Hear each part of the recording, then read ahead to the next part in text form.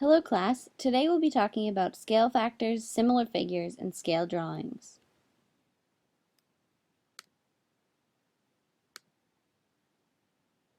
What are scales used for, you might be asking? Scales are used for many things outside of math class. There are quite a few jobs that require both scale drawings and scale factors. Let's take a look at some of the places you could find scale factors and scale drawings in the real world. Road maps, you might have seen a scale that shows how far a place is from another on a map. If you've ever enlarged a photo or made a photo smaller, you've used scale. Architects use scale to create a blueprint of a house or a building they might be creating, and engineers draw or build a prototype that's to the exact scale of what they're making. For example, motors, planes, trains, bikes, many other things are drawn or constructed by engineers to help people visualize the final product. Similar figures. Two images are called similar if they have the same shape and are proportional to each other. When finding similar figures, you need to be careful not to get the word similar confused with congruent. There is a difference between the two. For a shape to be congruent, it has to have the same exact shape and the same exact size, while on the other hand, similar figures are the same shape but not necessarily the same size.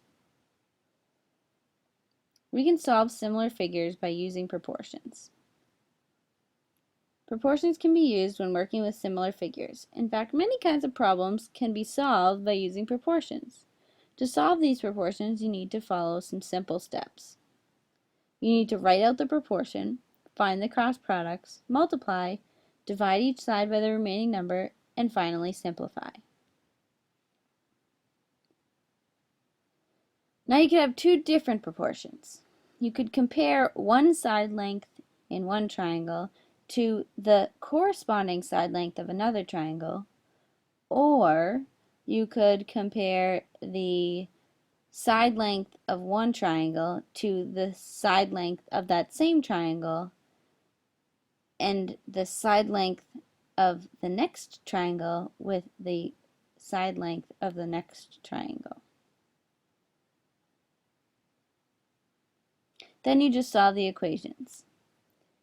16 times x is equal to 4 times 8. We just simply use the cross products property to get to that point. Then you simplify.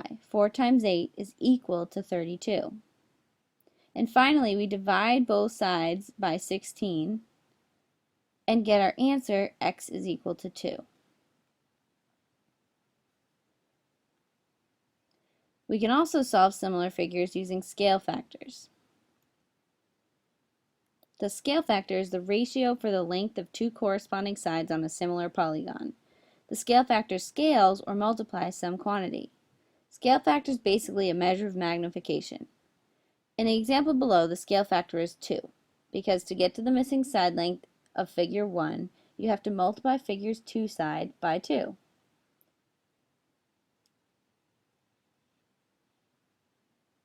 To get from 3 to 6, you have to multiply 3 by 6. So to get from this side of 4 to find out what x would be, you have to multiply 4 by 2. Since these figures are proportional, you know that all you have to do is multiply 4 by the 2, and you will get the right answer. The missing side length is 8. Scale drawings. A scale drawing is a real object with accurate sizes, except for the fact that they have either been reduced or enlarged by a certain amount. Here's a picture of a horse and a real horse. We're given that the scale of the picture is 1 to 10. The real horse's height is 1,500 millimeters high.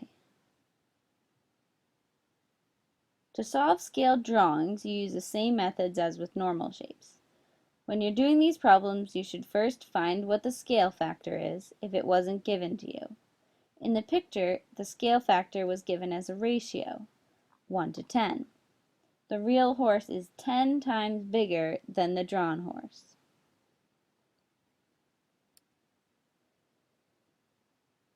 Let's pretend that we don't know the actual size of the drawn horse, and we only know the height of the real horse and the scale.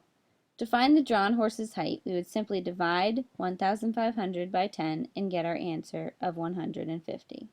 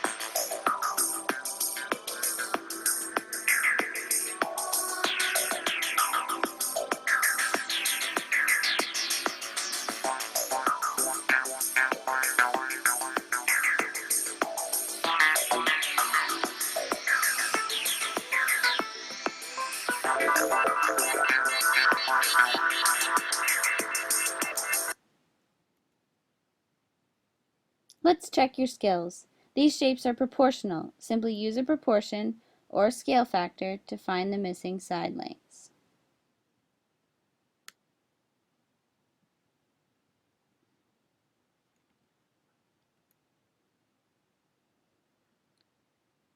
Well, let's see. We have 16 and 12 on this triangle and 4 and x on this other triangle. The scale from 4 to 16 is being enlarged by multiplying it by 4. So if we need to multiply this x by something to get 12, what is that something? You guessed it, 3. We can also compare the height of a building to the shadow of a building by looking at the building's height versus its shadow length. 40 and 20 on this building, we have x and 30 on this building. To get from 40 to 120, we multiply by 3. So to get from the height of this building to 30, something times 3 has to give us 30. What is that something? 10 feet. You're right. The end.